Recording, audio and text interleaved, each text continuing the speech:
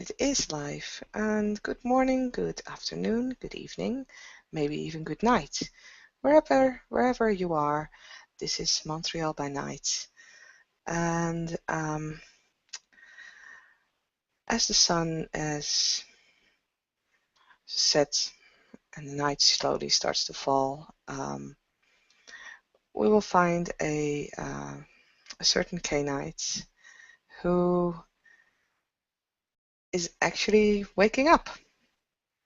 And it's there that we are actually going to begin this scene with Daliah. I have no idea how to pronounce your name, if I'm pronouncing it correctly, but with Daliah waking up and getting ready for the night. It's Daliah Nice. It's just spelt weird. That's why it's in the brackets. Daliah is just waking up for the evening. She will unzip her body bag, letting the flap open. She'll lay there with her arms and legs dangling off of her hammock for a few minutes as she gets the nice cool breeze of the night rustling over her in the treetops. Um, After a few moments, she will get up and crawl out of the hammock and down the tree to start her night. And from there, she'll do some stretching. She'll do some light running, but she won't run in any specific direction. She'll just run around the area below her tree, below where she sleeps, and she's just gonna hang out there for a while. She hasn't really planned on doing anything for the night, but we'll see what the night brings for her. Well, as you start up your night, you will find, strangely enough, because you know a little bit about animals, and you know that rabbits usually are very active, like during the dusk and dawn periods, but not necessarily during the night. You will find that there is a rabbit sitting, staring at you, staring right at you.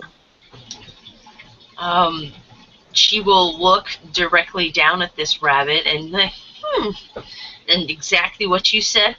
I wonder why he's out and about this time of night. Does he not realize that he can get himself killed? So she will Dahlia will get down onto the ground and get real low so that she's like on the same level as the rabbit, but she won't get close to it yet. She'll just get low to the ground just to show that she's not some big scary thing. She wants to let the rabbit know that there is no harm that is about to come to him. So she'll just lay there. She'll put her arms out to see if she could maybe get the rabbit to come closer to her. And the rabbit's just hipping towards you. It stays at maybe 2 paces away from you, where it sits itself and kind of cocks his head a little. And it just stares at you once again. At this point, she realizes that this rabbit is not like normal rabbits. It's out at night. It's hopping closer to me, even though it probably can tell I'm not something of the same kind. So she's gonna use her animalism to see if she can talk to the little guy, and see what's up with him. Do I need to roll anything for that? Yeah, right? It's been a little while. Intelligence, Animal Ken? Let's see. That's animalism 2, right? Charisma survival. Huh? Charisma survival. Charisma survival. Okay. 1, 2, 3, Or is it the first one? Wait a minute, I don't know actually. Wait, I'm about to look it up. Feral Whispers, that's the Yeah, one, first. 2. And you don't, oh no, you don't need to roll, sorry. I don't? Okay, so then I can just, No, if I want to make him do something, that's when I would roll. yeah, no rolls necessary to talk with an animal, but the character must establish eye contact. Okay, so, Dahlia will, seeing as the rabbit is 2 paces from her, she knows that she can make eye contact with the rabbit, so she does so. And she will use her feral whispers to talk to it. What's up? And as soon as you connect or try to connect with this animal,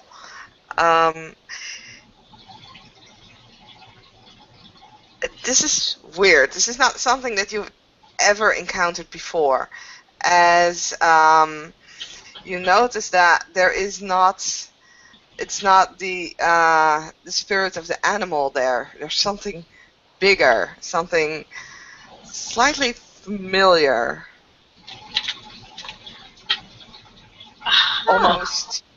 Almost as if there's a not an animal presence there. So almost as if you're talking to a intelligent So person, or if you try to connect with like one. simple things, not like animal talking. It's more intellectual. Mm-hmm. Okay. Dahlia will just start asking questions like, why are you out at this time of night? Do you not realize that you're going to get yourself killed? She'll ask other questions along the same lines of that, but she'll realize that she's getting more intelligent answers. And Well, actually, you're not gonna get any answer.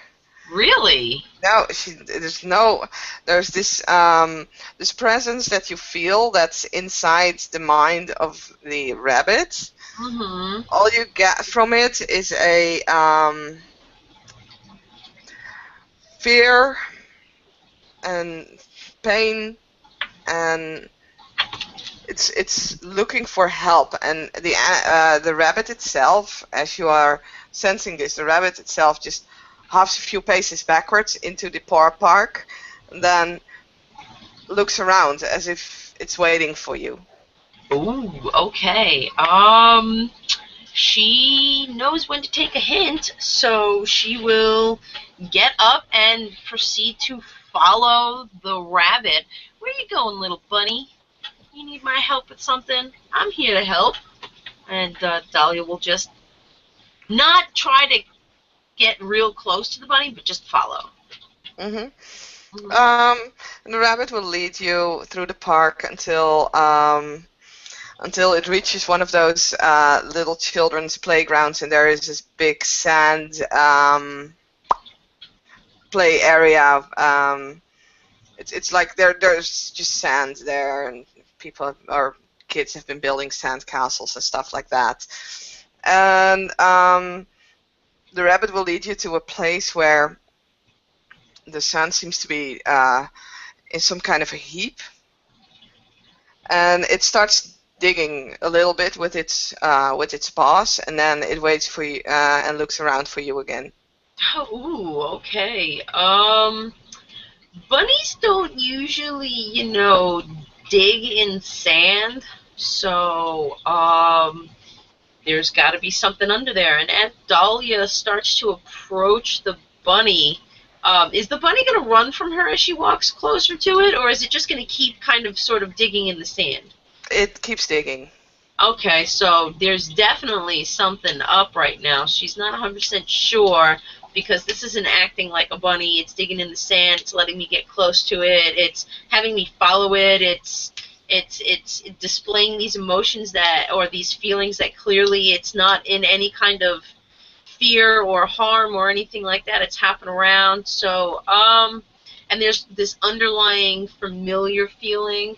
She'll start digging alongside the bunny. I wonder what we're going to find.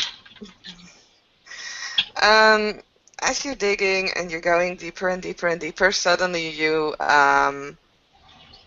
seem to feel something that's there's still a layer of sand there, but actually at this point the bunny has stopped because it's too deep for the bunny to actually be in there. But you feel something, and sorry, go ahead.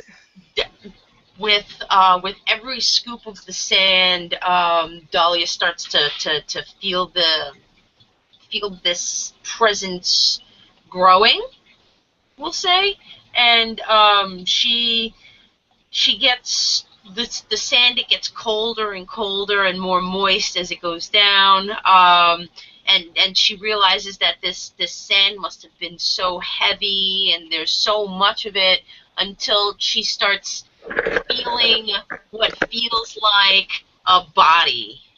Mhm. Right? Yeah. Yeah, and as you cover or uncover like the last layer of sand, you will see a young female body.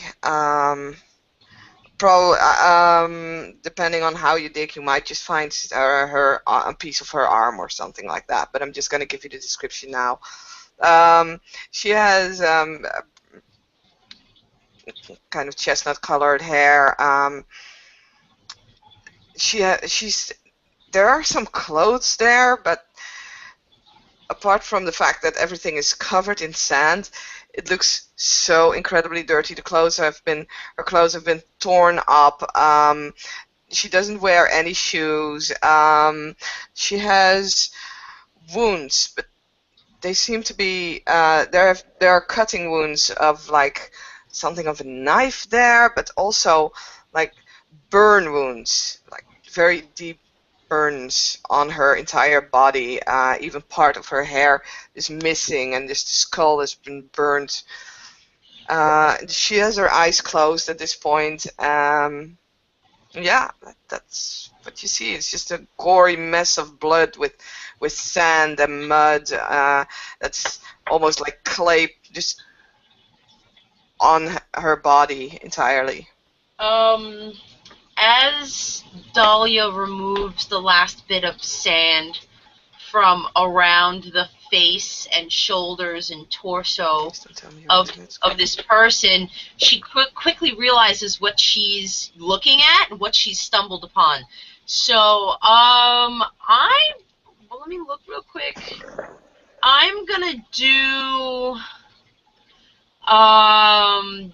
a dex. I don't know. Okay, I want to quickly reach back and grab that bunny before it has the chance to run away. And I want to do it without it getting to know that I'm about to grab it. Okay, go ahead. What kind of roll would I do for that? Dex brawl. Dex brawl? Alright.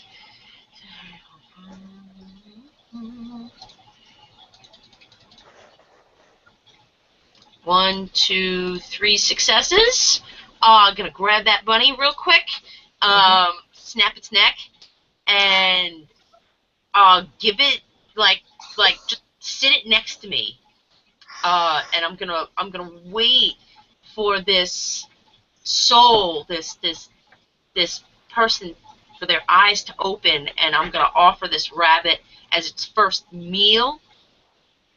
And then while it feeds, I'm going to go search for more, because I'm sure at this point, realizing what's in front of Dahlia, she knows that this person's going to be very fucking hungry. Okay, you may have just killed my character. What? Why would I have done that? I'm gonna read you a little bit about Animalism 4. And the part is this: although the vampire has no conscience linked to his body while possessing the animal, he does form a sympathetic bond. Anything the animal feels, the vampire also experiences, from pleasure to pain. In fact, any damage the animal's body side to the character's body, though the kindred body may soak as normal. If the animal dies before the vampire's soul can flee from the body, the character's body falls into wait, I'm going. Wait a minute. Really? Fucking hell! I had. And for some reason my book doesn't want to load up, but Wait, let me look at it because mine is on. my mouse is acting all funky. There we are. The body falls into torpor. Presumably, this is a sympathetic response to the massive trauma of death, but some kindred believe that the vampire's soul is cast adrift during this time and must find its way back to the body. So basically what you see happening as you snap the neck of this rabbit is, I'm just going to roll a few soak dice for this. I'm going to roll my stamina. Let's see. You see this jolt going through the body of the female. Oh, man. And her eyes just pop open for a moment. And then seem to turn like to the back of her head, and she's not moving at all. And you see bruises sort of like appear on her neck at the same place where you snapped the rabbit's neck. I don't know what to do anymore.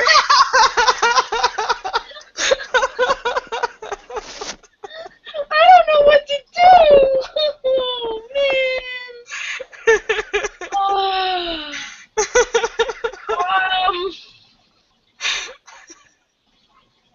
Saucy, I don't know what to do.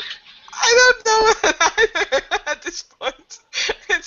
You now have a torpid body of Tamara Jones there lying before you. Okay, real quick, out of character, how do you untorpor a body? I think in this case it's just that it needs to take a while.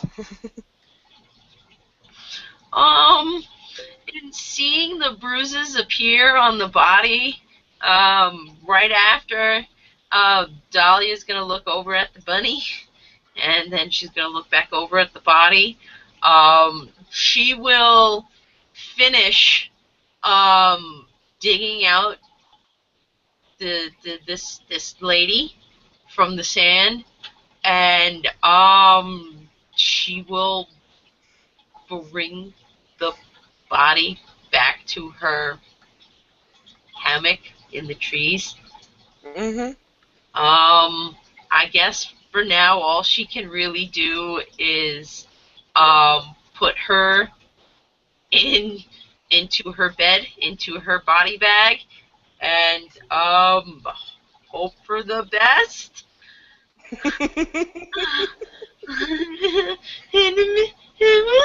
I don't know.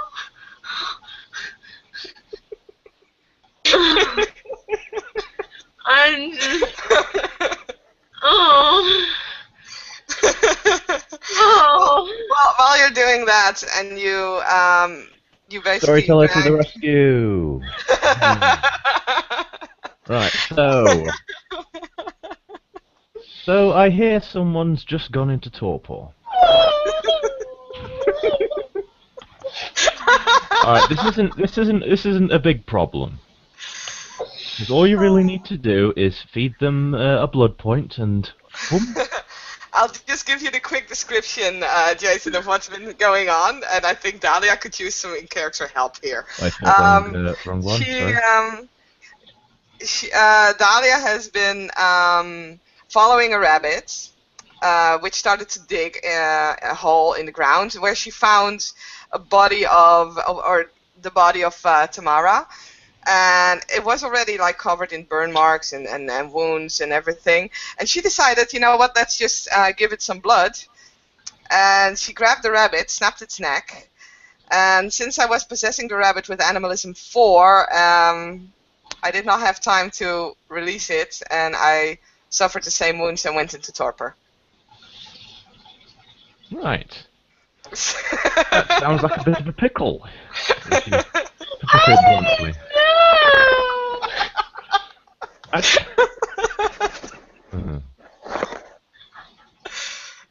I'm just reading the description for Subsume the Spirit right now.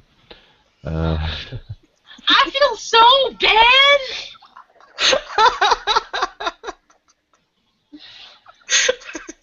What? You couldn't know. You played your character. I love it. Yeah. Don't worry. Yeah, but you may soak the damage I as did. normal. Oh, did you? And you Yeah. still went to... Well, you still go into torpor Okay. when the animal dies, but you can still soak the damage. I tried, but I only have one success, so I still received some extra damage. Yeah, and you also have you're on Humanity 7, which means it'll take you a little, well, not immediately, not until the end of this. Well, I think it's something like a week or something for someone with Humanity 7, but again, you can just feed them blood, your own vitae, to revive them. And she's 6. Oh yes, of course. Pardon me. That's fine.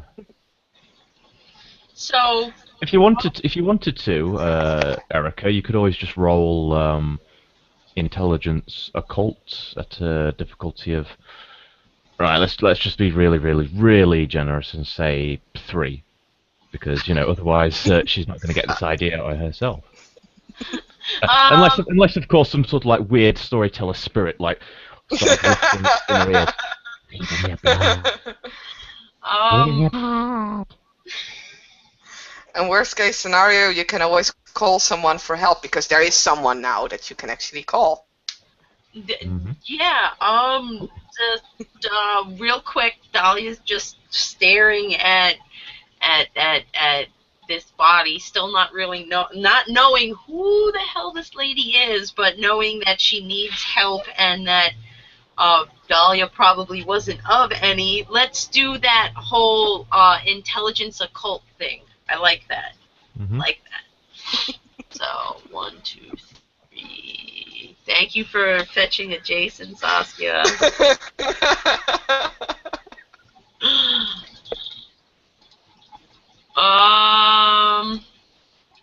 You said what difficulty? 3. 3. So 2 successes. So yay! I get to figure out that I can just. Yes, you suddenly have a little thought back to the times when you were with your sire, and you remember him saying at one point, if you ever find, let's do a flashback scene.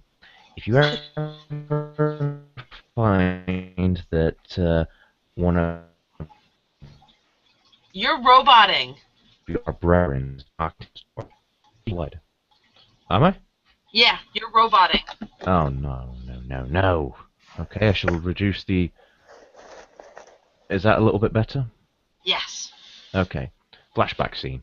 You remember something your sire said to you once. If you recall, when I told you that the power of the blood was potent, here's another trick. If you ever come across a situation where one of our brethren has been knocked into torpor and they have no surefire way of reviving, all you need to do is feed them some of your blood. And with getting that little flashback in her head, Daliah will attempt to, and hopefully succeed in, giving this body some of her blood, so that she will wake up and she can say hi. Now, Hi. out of character, just stating it does it, right? Yeah. Bam! Did it. Okay, as you pull open her mouth and you kind of make an incision in your arm and just drop the blood from your arm into her mouth, you notice that there are 2 fangs there. They don't seem to have been subtracted. And yeah, bam. Tamara will open her eyes. Yay!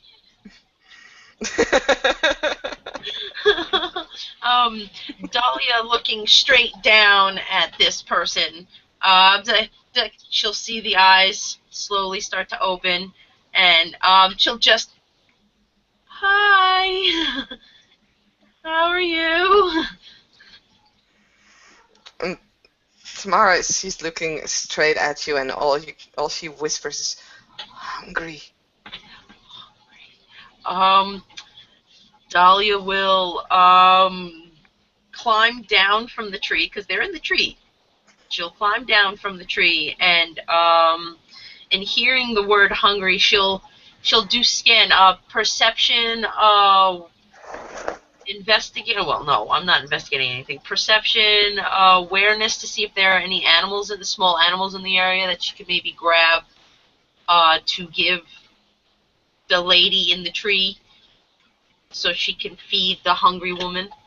1, 2, 3, 4, 5, 6, 7. That would be alertness, not awareness. But Okay, so alertness, perception, they're both the same amount of dice for me, so. But I should know the difference. yeah. Damn it! Really? Nothing. Nothing. Absolute bollocks. Absolute. Well, that is Unfortunate. Grossly unfortunate situation. Is there, okay, so real quick out of character, is there a way that I can give her my blood and substitute? Of course. No. Then let's do that, because Dahlia can't find anything. So, she will climb back up the tree, and I'm sorry, there's absolutely nothing around at the moment. Hi, my name is Dahlia Nice, and here is my arm for you to feed off of. Tamara's looking at you, a little weird, but she is just too hungry to really care at this point. So she grabs your arm with her hands and she just bites in it and starts sucking. Deep. That hurt a little. Given the fact that this woman is so hungry, she's furiously gnawing and sucking at my arm. Mm-hmm. How many blood points can I give you before I sustain too much harm? What's your gen? 13. And you have a blood pool of 10, right? Mm-hmm.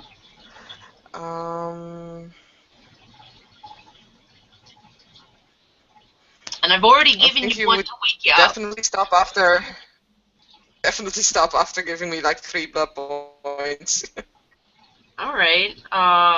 So Dahlia will give this hungry vampire 3 of her blood points, and that's not including the one that she used to wake her up. So she's down 4 in total. Hopefully, that is enough to get this lady, to give this woman enough energy, so maybe they can go for a hunt, so that they can get some real blood in them. Because now Dahlia's going to get a bit hungry. So she'll look at this woman. She will remove her arm a little forcefully, just because she's not sure if the lady is going to let go. And that would. No, she's totally not gonna want to. Yeah. So she's gonna. She doesn't want to, but if you like use force to pull it away, she will slowly like subtract herself from your arm. Okay. And start using some of that blood to actually heal some of the damage. Okay. In removing her arm from this woman, she'll ask for this woman's name, and I found you in a precarious position. What is your name again, my dear? It's Tamara. Tamara. Okay. Now, do you remember anything of what happened to you, Tamara? I was attacked. Do you remember by whom? By what? No, it went quickly. It's during the day, and they just found me, grabbed me, and I managed to run, and this was the first place where I could hide myself easily.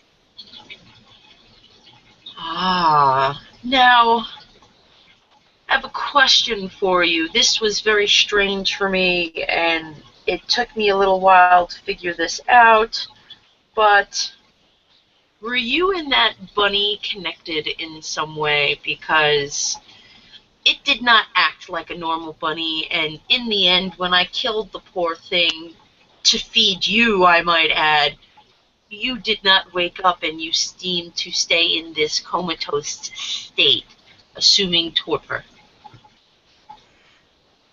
Yeah, you killed the bunny. That hurt it. We need to feed, do we not?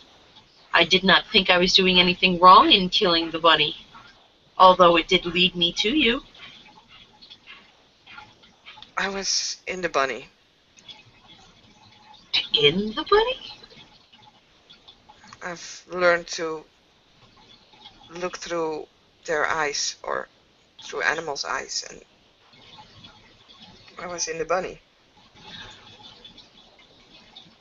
Daliah just gives this look around the area and just connecting the dots like, oh, I get it now. I see we have something in common. Couple of things. I've watched you. You've watched me? Mm-hmm. Yeah, you are here in the park a lot during the night. I like hanging out in parks. A lot. They're a place where I can be one with what makes me comfortable. And at the moment, that happens to be whatever is lingering around in the dark in the park at night. I know, and that's why I took the bunny to you. I couldn't help myself. I needed help. Oh. So you wanted me to... You sent the bunny to me in order to dig you out of that sandy grave. Yeah. Well, my dear, you and now I have to be famished at this point. Would you like to maybe go see if we can find a little snack? Snack?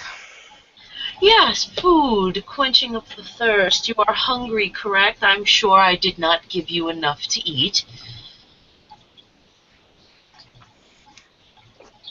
You call that a snack? That was barely anything. But would you like a full meal? What are you hunting then? Well, seeing as there are no animals around the area, and you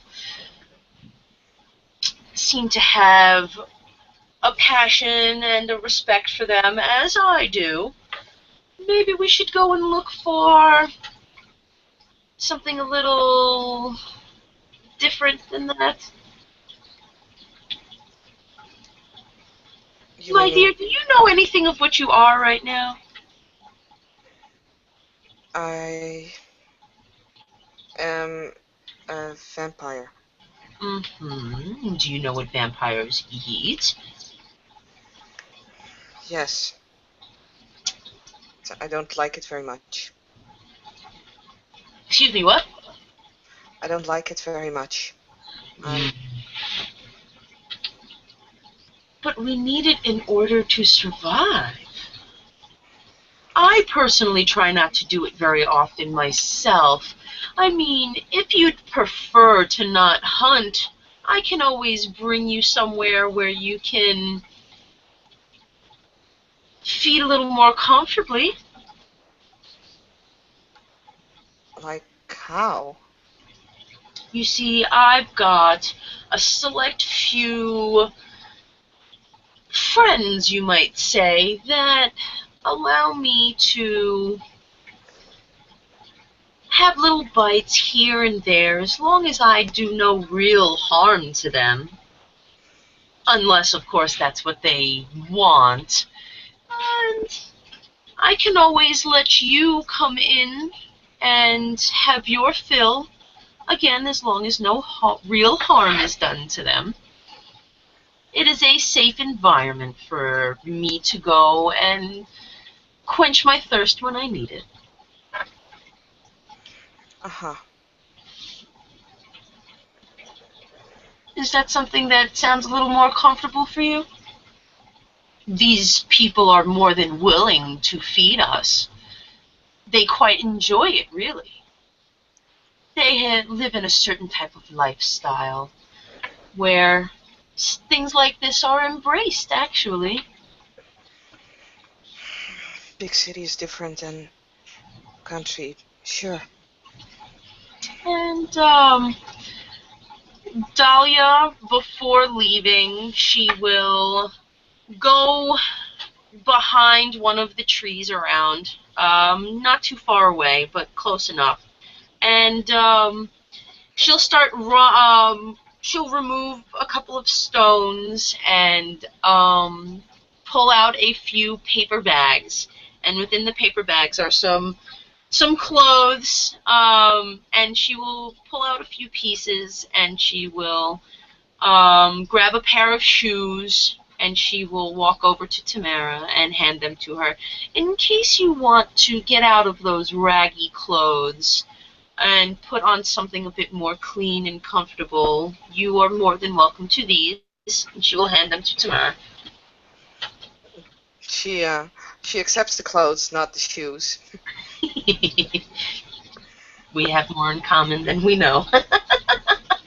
The shoes will just, Dahlia will take the shoes and she'll just throw them because she barely wears the things anyway. And after Tamara gets changed, they will start roaming. Now, Jason, out of character, I never stated where my herd was, so I figure I'll let you do that now. I'm going to one of my herd. Mm-hmm. So. Alright, let's do a roll a look die just to see how far they are and how in relative proximity to them. Okay. Oh, one success. Alright, with that, it's a fair distance away, but not too far, should we say. Yeah, it's probably maybe 20 to 25 minutes walk at most. Okay. So while walking to wait, let me pull up one of their names real quick. Okay, we'll go to Pain is Pleasure, because we're going to be giving him a lot of that today. Mm-hmm. While heading to Pain is Pleasure's safety spot, because he'll be the closest one to them at the moment. Mm-hmm. Dahlia will say, well, it is a bit of a walk. I hope you don't mind. And I'm sure we can do some chatting along the way. Tamara she nods as she stares down at her feet, and she's like, yeah, I'm used to walking. Do we have to go into the city? Storyteller, do we have to go into the city? Yeah, you have to go into like kind of the suburban. Where are you starting? Where were you? Sorry. In my park. Oh, that's in just out there. Yeah, so it's kind of like the downtown-ish area, but you know. So yeah, there. Go ahead. No, you go ahead. She will look at Tamara and say, yeah, we will be heading into the city, but downtown. Not too many people who would worry about us walking the streets that type of night. That type of area. And you can see that Tamara is she kind of pulls back a little, as in physically. It's like, okay, fine. It is something that you will find you have to do from time to time, especially when certain needs are banging on the door. So, going in, it's usually well worth it in the end. Okay. Again, I say the type of people roaming that street at this time of night, they really won't pay any attention to us whatsoever. Okay. And so a couple we finally get there. We're gonna say he's in an apartment building, Mm-hmm. and Dahlia will look up the name, and she will ring the buzzer. Bzzz. Would you like to play him, Jason? Sorry? Would you like to play him on the other side of the intercom? Yeah, yeah, sure, why not? Go for it. Okay, hello. Hello, Payne. It is me, your mistress.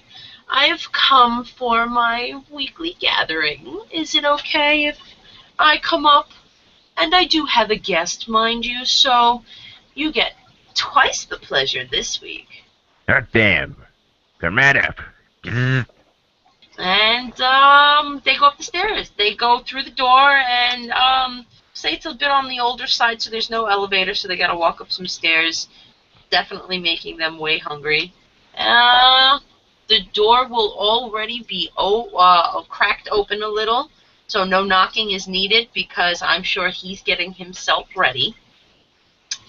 And as they walk through the door, I'm so sorry to put you through this, Jason, but Payne will be standing there, latex mask of a woman over his face.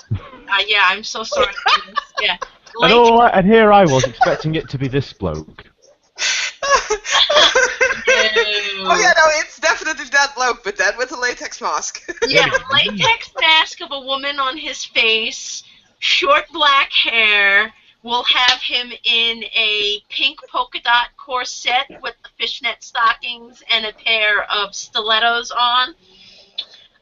But he is turned around and his ass is completely exposed bare because he's got only a sock on the front. It only covers up the junk, and his ass is completely bare, and he stands over. You might want to put up the censorship, Kitty. And No, we're putting up Cardinal Dolan. This kind of falls into that territory. and he just presents his ass. And as Dahlia and Tamara, does not need this Dahlia and Tamara walk through the door, I really want you to speak for him still, Jason. Dahlia will look at him and say, "You know, I get my payment first, correct?" Yeah. And this wasn't how it used to be. You know, back in the War of 1812, can't even say it with a straight face. Back in the War of 1812, we actually trusted the government, that.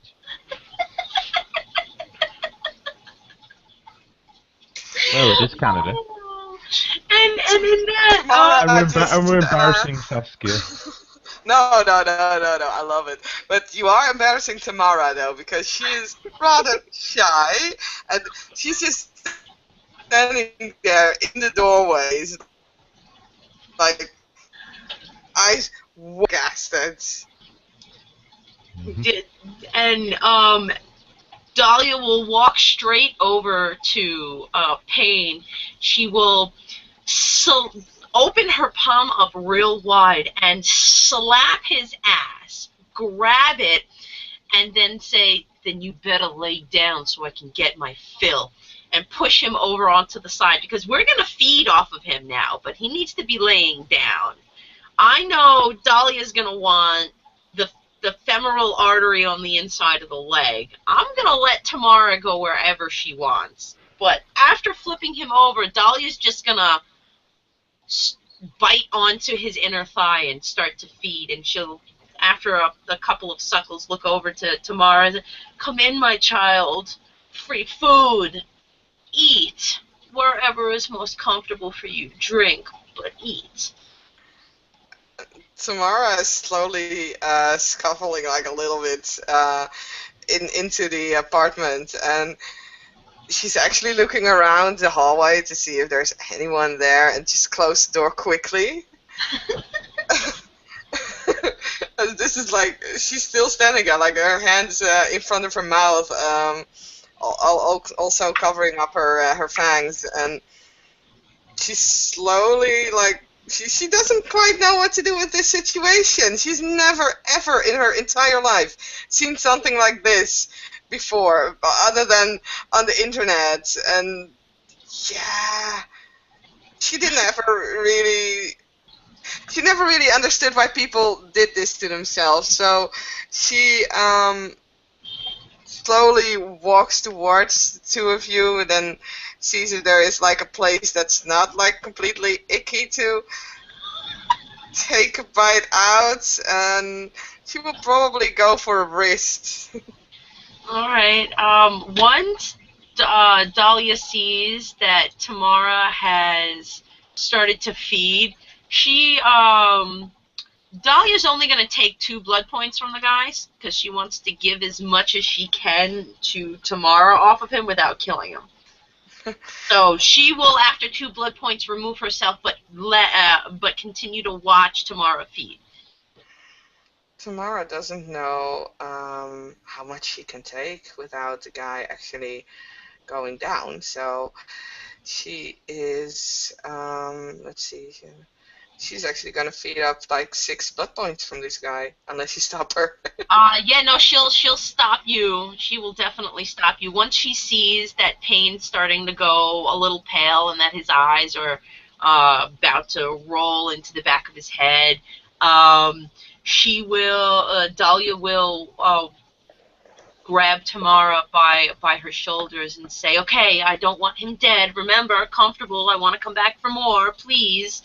And will she need to fight you a little to get you off, or will you release? No. At that point, she feels better, but she still uses some of the blood to heal more damage that she still has. Mm-hmm. But yeah, she will pull off. I'm gonna say that she had with the blood that she had, the blood that she used for healing, I'm gonna say she has 6 or 7 blood points in her system at this point. Okay. But this poor bastard is now like out cold. Kind of like this. he's out cold. And I guess in him going down like that, I will write Payne a little note, fold it up into a little paper crane, and leave it sitting at eye level to him next to the couch on the coffee table, so that when he wakes up, he can read the little note so that he knows that he wasn't just fucking practically murdered for nothing. And it'll say, "Eat red steaks." Get something. Naughty boy. And Daliah will say, "Okay, you look a lot better. I feel good. Why don't we take this somewhere where you feel more comfortable?" And Tamara, after you kind of pulled her away from this guy, she had backed down towards the wall, and she stares at again this guy, and she doesn't quite understand what in the world. So when you address her, she focuses her gaze back to you again. She nods. She's like, yeah, I would really like to go now. Yeah, I'm gonna go ahead and I want to use my Allspecs just so that I can see apps like this fucking crazy thing that's going on inside of her right now. So, perception, empathy. Mm-hmm.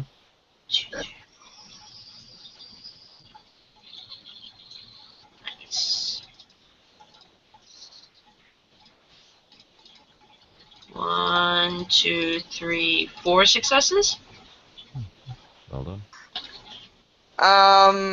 So the aura that you get off of her is mainly orange. There are shifts towards the light green, and there is a lot of silver just sparking through it ever so often. Oh wow. Um.